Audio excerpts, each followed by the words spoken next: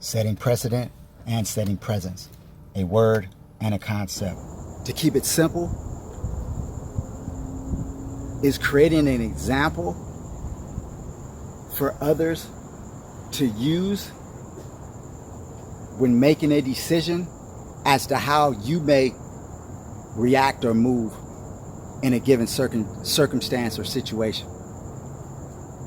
From a hood perspective, we can just say, if I'm known or I bust a few people upside the head, then people in the hood understand that, hey, if you attempt to cross this person, this is what may happen. You can still do it, but he's been known to do this before. Setting precedent. But I also want to bring that into another concept. And this is a concept that's very pertinent when it comes to Usalamu, and that is setting a presence. Setting a presence is kind of like setting a precedent, but setting a presence may be for people who don't have an understanding, for people who don't know your history, for people who don't know that you maybe bust people upside the head, or maybe you haven't. But because of the way your presence is, it is assumed that you are not an easy target, that you are not the one.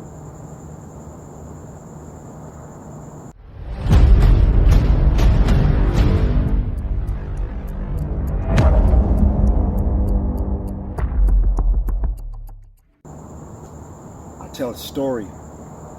When I first touched down, working for a telecommunications company in marketing and sales. And so every day I went to work suited and booted.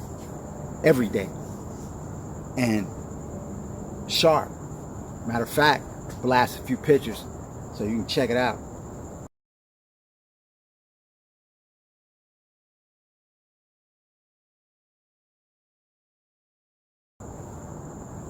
And so initially I didn't have a car.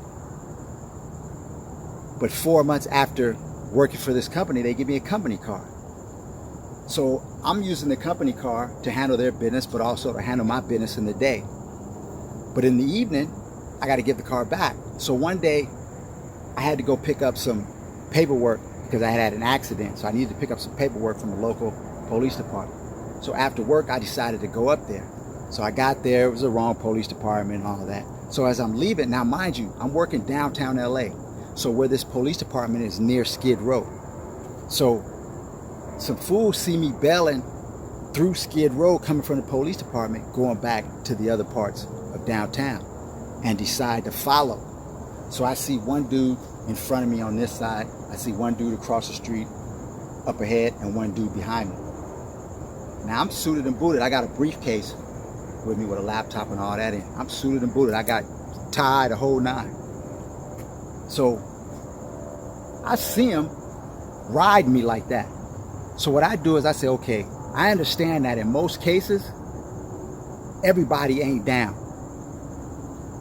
3 dudes, that means really it's only one down dude. All I got to do is scare or bluff one of the other 2. So what I do is I see an alley. So I stop at the alley. I step about 6 feet into the alley. I put my briefcase down up against the alley wall. I got leather gloves that I keep with me. I pull the leather gloves out. I start putting the leather gloves on. I'm about 6 feet into the alley. I start putting the leather gloves on. I see the one guy across the way. He stops.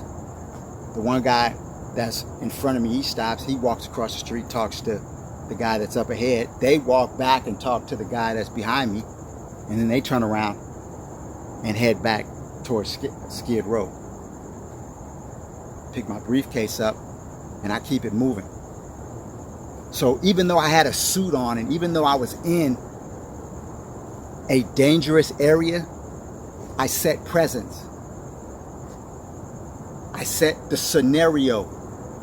Now that doesn't mean that that's always going to go that way.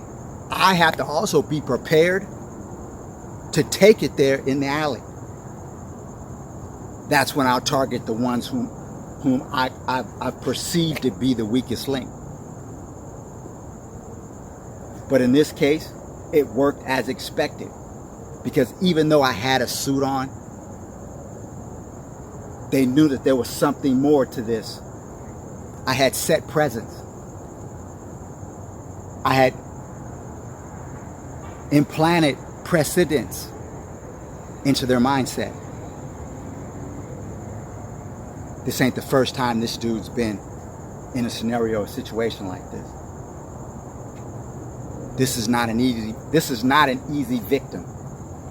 This is not what we signed up for. And my whole aspect is, I'm not the one. I'm sure there's somebody down the street who will accommodate you. Setting presence. It's Dr. Littlejohn from a G perspective. Peace. I'm out. Subscribe, hit that thumbs up.